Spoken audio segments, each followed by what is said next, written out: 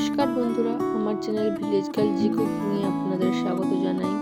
আজকে আমরা বানাতে চলেছি বাঁধাকপির পরোটা। তার জন্য বাঁধাকপিকে এইভাবে গ্রেট করে নিয়েছি, আপনারাও ঠিক এইভাবে গ্রেট করে নেবেন। আর এখানে দুটো মিডিয়াম সাইজের পেঁয়াজকে কুচি কুচি করে কেটে নিয়েছি। 1 ইঞ্চের মতো আদাকেও গ্রেট করে নিয়েছি কাঁচা লঙ্কা কুচি, 6 থেকে 7টা রসুনের কোয়াকেও গ্রেট করে নিয়েছি।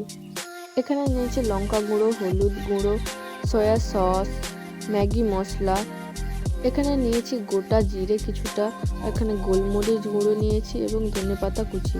আমি প্রথমে এখানে কড়াইতে তেল গরম করে নিয়েছি, এখন দিয়ে দিলাম গোটা জিরে। জিরেটা অল্প একটু ভাজা হয়ে গেলে এর মধ্যে দিয়ে দিচ্ছি পেঁয়াজ, কাঁচা লঙ্কা, আদা, রসুন। এই সমস্ত কিছু এখন ভালোভাবে ভেজে নেব। খুব বেশি ভাজবো না, আদা রসুনের গন্ধটা চলে যাওয়ার মতো করেই ভেজে নেব।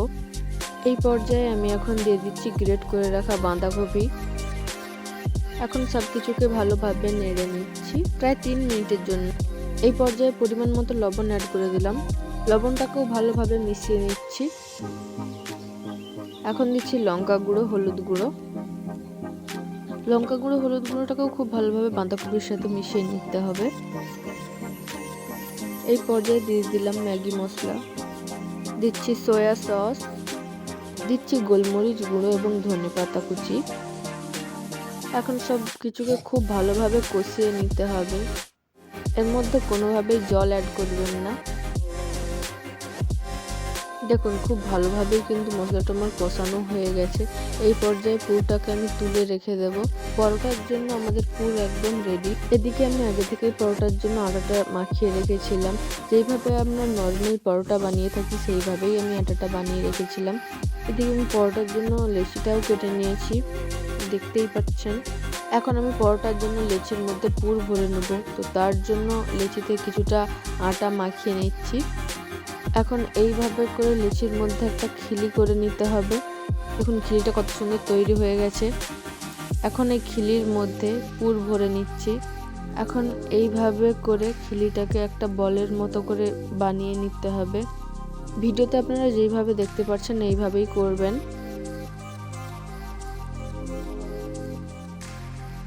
এখন লেচির উপর আটা ছড়িয়ে হালকা হাতে পরোটাটাকে বেলে নিতে হবে।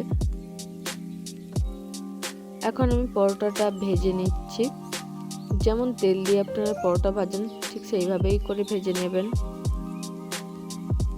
ভালো করে উল্টে পাল্টে পরোটাটা ভেজে নেবেন। আপনাদের ইচ্ছে মতো তেলের পরিমাণটা বাড়িয়ে বা কমিয়ে নিতে পারেন। দেখুন এদিকে আমাদের পরোটাটা কত সুন্দর ভাজা হয়ে গেছে এবং এটা আমি প্লেটে সার্ভও করে দিয়েছি। দেখতেই পাচ্ছেন কত সুন্দর আমাদের বাঁধাকপির পরোটা তৈরি হয়ে গেছে, একদম নরম। এটা খেতে খুবই টেস্টি হয়। আপনারা না খেলে বুঝতেই পারবেন না যে এটা কতটা টেস্ট।